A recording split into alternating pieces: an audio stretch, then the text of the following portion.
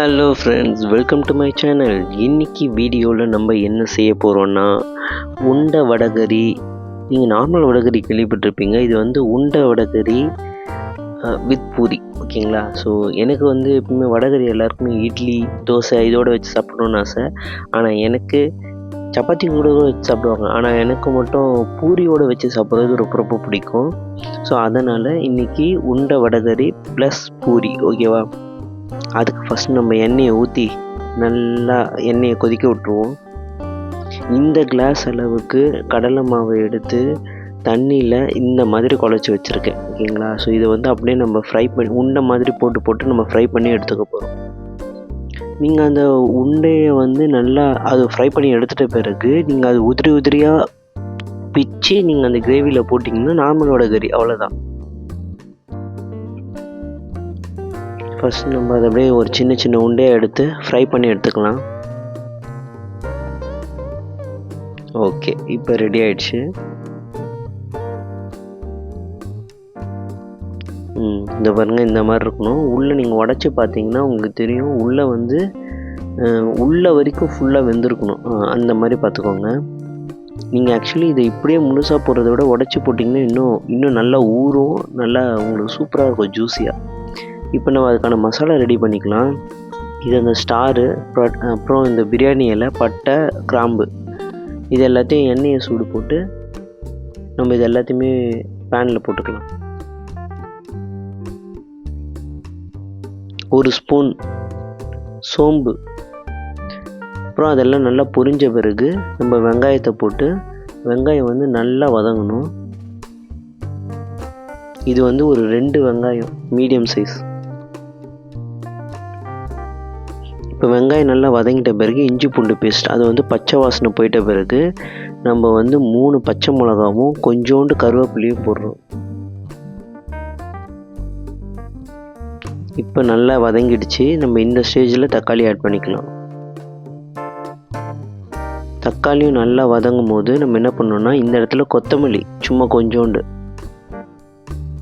எல்லாம் வதங்கிட்ட பிறகு நம்ம வந்து 1 கிளாஸ் தண்ணி ஊற்றிக்கலாம். தண்ணி ஊற்றி தண்ணி லைட்டாக கொதி வர நேரத்தில் நம்ம வந்து கொஞ்சோண்டு மஞ்சத்தூள், 1/4 ஸ்பூன் மஞ்சத்தூள், 1 ஸ்பூன் மிளகாத்தூள், ஒரு 1/2 ஸ்பூன் கரம் மசாலா, 1 ஸ்பூன் கல்லுப்பு, இதெல்லாம் போட்டு நல்லா மிக்ஸ் பண்ணதுக்கப்புறமா நம்ம இப்போ இந்த வறுத்து வச்சோம் இல்லையா, ஃப்ரை பண்ணி எடுத்தோம் இல்லையா அந்த உண்டை, அதை வந்து நம்ம இதில் போட்டு நல்லா ஒரு 10 நிமிஷம் கொதிக்க விட்டிங்கன்னா உங்களுக்கு உண்டை வடகரி ரெடி ஆகிடும். லாஸ்ட்டாக கொத்தமல்லியை போட்டு ஃபைனல் டச்சோடு முடித்து இதை மூடி வச்சிட வேண்டியதுதான். ஸோ இதுக்கான மெயின் டிஷ் பூரி செய்கிறதுக்கு இப்போ நம்ம ரெடி ஆகிடுவோம். அதுக்கு நம்ம இப்போ வறுத்தெடுத்தோம் இல்லையா, அதே சட்டியில் இருக்க அந்த எண்ணெயிலேயே நம்ம நல்லா சூடு போட்டு அப்படியே பூரியை ஆக்சுவலி நல்ல எண்ணெய் வந்து ரொம்ப கொதிக்கக்கூடாது, ரொம்ப ஸ்லோலியும் இருக்கக்கூடாது, நல்லா மீடியமில் இருக்கும் போது தான் இதை போடணும். அப்போ தான் அது அழகாக புரிஞ்சு புஃப்னு வரும். எங்க அக்கா கூட அடிக்கடி கேட்பாங்க, அது எப்படி நீ சுட்டா மட்டும் பூரி புஷ்னு வருதுன்னு. நீங்க என்ன சொல்வீங்க? அதெல்லாம் எனக்கு தெரியாது. ஆனா நான் சுட்டா பூரி புஷ்னு தான் வரும்னு சொல்வேன். ஆமாம், நான் சுட்டாலும் பூரி புஷ்னு தான் வரும். ஓகே, இப்போ நம்ம வந்து பூரி நமக்கு சுட்டாச்சு, பாப்பாவுக்கு சுடணும்ல. ஸோ அதனால குட்டி குட்டியாக பாப்பாவுக்கு ஒரு சின்ன சின்ன பூரி.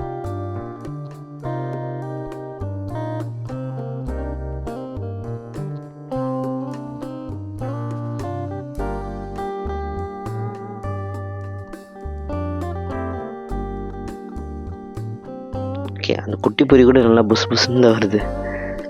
ஓகே, ஃபைனலாக ரெடி ஆகிடுச்சு. இப்போ நம்ம சர்வ் பண்ணிடலாம். பூரியும் வடகரியும் வச்சு அப்படியே அந்த பூரி அப்படி லைட்டாக பிச்சு, ஆக்சுவலி இந்த பூரி அந்த அளவுக்கு சூடு இல்லை, ஆனால் இந்த பூரி ரொம்ப சூடாக இருக்குது. இது கொஞ்சம் சூடாக இருக்குது. இருங்க, நான் அந்த பூரியிலே வச்சு டேஸ்ட் பண்ணி காட்டுறேன்.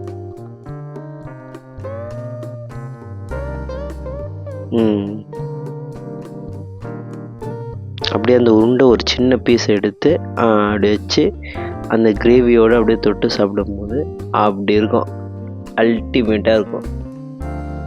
அப்புறம் வடகரி மட்டும் இல்லை, பூரிக்கு வந்து சாம்பார் சட்னியும் வச்சு சாப்பிட்டாலும் செம்மையாக இருக்கும். இந்த பெங்களூர் ஸ்டைல் சாம்பார், அந்த பெங்களூரில் போனீங்கன்னா அந்த ஹோட்டலில் சாம்பார் சட்னிலாம் தருவாங்க, அதெல்லாம் செம்மையாக இருக்கும் அல்டிமேட்டாக. ஓகே, இந்த வீடியோவை நீங்கள் நல்லா என்ஜாய் பண்ணியிருப்பீங்கன்னு நினைக்கிறேன். இந்த வீடியோ பிடிச்சிருந்தா லைக் பண்ணுங்கள், கமெண்ட் பண்ணுங்கள், ஷேர் பண்ணுங்கள், மறக்காமல் சப்ஸ்கிரைப் பண்ணுங்கள். அப்படியே பக்கத்தில் இருக்க அந்த பெல் ஐக்கானையும் ப்ரெஸ் பண்ணுங்கள். Bye bye.